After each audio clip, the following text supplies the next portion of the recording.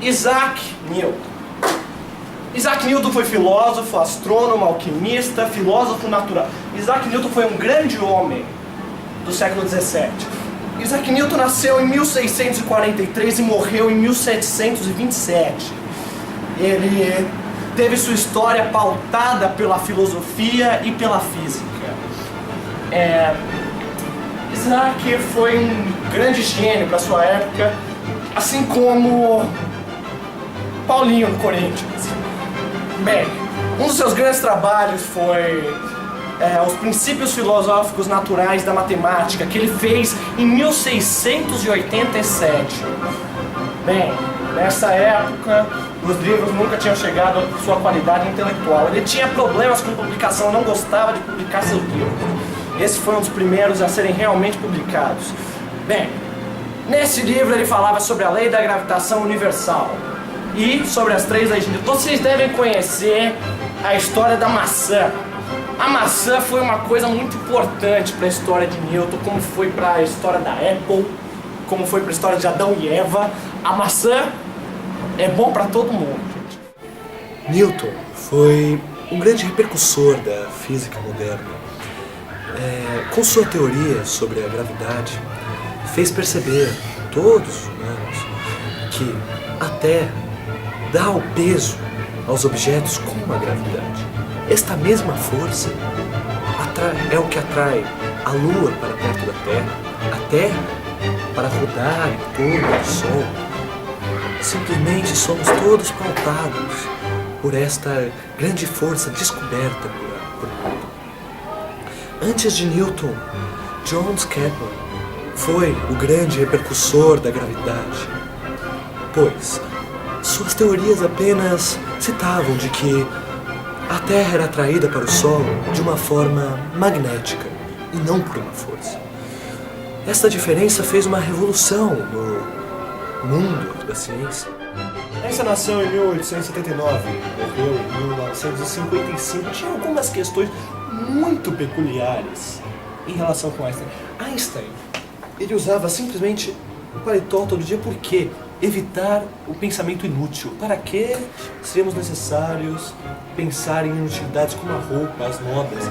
Por isso, Einstein foi o grande gênio que é. De qualquer forma, Einstein na escola, já por outro lado, tirava notas baixíssimas. E sua foto mais famosa é dele mostrando a língua, como se fosse um garoto travesso, do qual ele não acredita que é somente foto. Bem, ele foi físico teórico, ele foi radicado nos Estados Unidos e desenvolveu a teoria da relatividade geral, um pilar dos mais importantes da física moderna. Ele recebeu um prêmio Nobel, o maior prêmio da ciência, em 1921, importantíssimo para a história mundial da ciência. Ele descobriu depois o efeito fotoelétrico, descobriu que a mecânica newtoniana, aquela que dizia do universo homogêneo, da gravidade instantânea, era simplesmente inaceitável para conseguir exemplificar a nossa mecânica. Entendo que Einstein foi um exemplo do gênio que conseguiu eliminar as grandes questões que pautavam a sociedade em sua época. Ele também investigou as propriedades térmicas das luzes. Uma questão que Newton havia começado quando investigou com o prisma as diferentes luzes dentro de uma cor branca. Sem dúvida, existe uma diferença entre as ideias de Newton e as ideias de Einstein. Poderemos ver muito bem na encenação que meus alunos fizeram na última terça-feira. Por favor, pode passar. Newton é um dos maiores gênios em relação à gravidade.